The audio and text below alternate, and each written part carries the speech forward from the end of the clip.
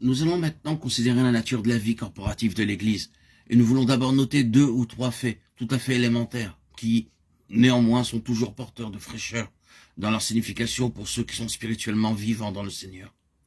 Cette première et simple vérité est décrite par cette désignation, le corps de Christ, qui est propre à l'apôtre Paul.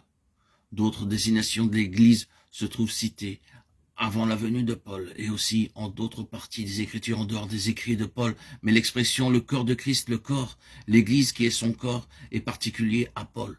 L'Église n'était pas du tout un concept nouveau. Le peuple du Seigneur s'était familiarisé avec ce terme.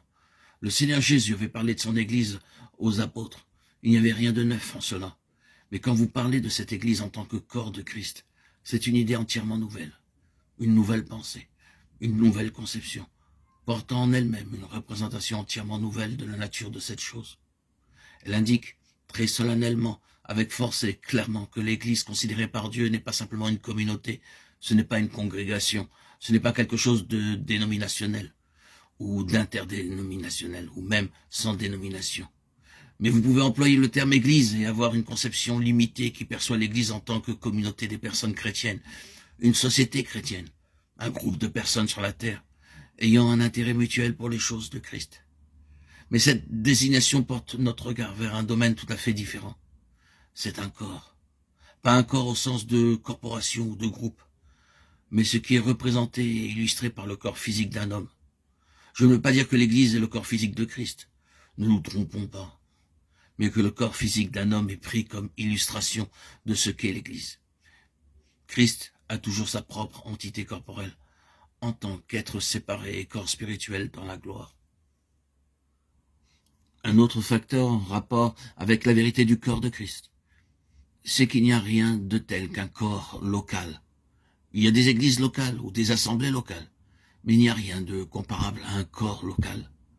Cela est clairement dit dans un passage au moins une fois correctement traduit, 1 Corinthiens 12, 27, où la traduction malheureuse de certaines de nos versions est « Vous êtes le corps de Christ ». Dans le grec, il n'y a pas d'article. Il n'est pas dit « Vous êtes le corps de Christ », mais « Vous êtes corps de Christ ».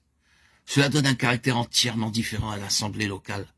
Ce mot rapporté à une compagnie locale de croyants à Corinthe sous-entend très clairement que la partie est le tout en application, que le corps local est le tout en représentation. Le corps tout entier est représenté par cette compagnie locale. Or, il n'en est pas nécessairement ainsi dans le cas d'assemblée locale ou d'église locale. Mais vous ne pouvez pas localiser le corps de Christ de cette manière. Autrement dit, vous ne pouvez pas couper autant de membres d'une ossature physique et les mettre dans un coin et appeler cela le corps. Partout où sont les membres de Christ, le corps entier de Christ, dans son implication et sa représentation est aussi là. Et la pensée du Seigneur est que chaque compagnie locale soit une représentation vivante du corps tout entier, un microcosme du corps tout entier de Christ. Ce qui est vrai du corps tout entier doit être vrai là aussi. Ce n'est pas une compagnie détachée, ni une assemblée isolée ou séparée. Le corps tout entier est là, implicitement. Que vous puissiez le saisir ou pas, cela embrasse tous les grands éléments et facteurs du corps de Christ. Cela indique tout à fait clairement que rien dans la pensée de Dieu n'est local, compartimenté, séparé ou indépendant. Dans la pensée de Dieu, tout ce qui est en lien avec son Église est universel, corrélatif, interdépendant. L'Église est une. Cela montre que vous êtes si vitalement liés aux autres croyants, que vous êtes le corps de Christ dans son implication, ses effets et sa nature. Cela déclare très solennellement que la partie est aussi la totalité dans la pensée de Dieu et doit être considérée comme le tout. Voyons-le de cette façon. Nous voici dans ce lieu, dans cette partie de cette ville, et nous sommes une compagnie du peuple du Seigneur. Mais liés de manière vitale à cette compagnie, il y a le corps de Christ tout entier. Nous ne sommes pas une compagnie détachée ou séparée, ni une assemblée indépendante. Nous sommes dans une union spirituelle vivante, fonctionnant avec chaque autre membre du corps de Christ, partout dans le monde, là où il peut être. La France, la Suisse, l'Allemagne, la Pologne, l'Amérique, l'Afrique, la Chine, l'Inde, sont tous ici dans la relativité du corps de Christ, et tous inclus dans notre rassemblement. Nous devons voir cela plus pleinement, mais une fois que ce principe est spirituellement saisi, alors nous avons nos 2 pieds bien posés sur le chemin de notre ministère universel. Toutes les fois que nous nous réunissons ensemble, même à 2 ou 3, Le corps entier est assemblé avec nous dans les lieux célestes et affecté par notre rassemblement.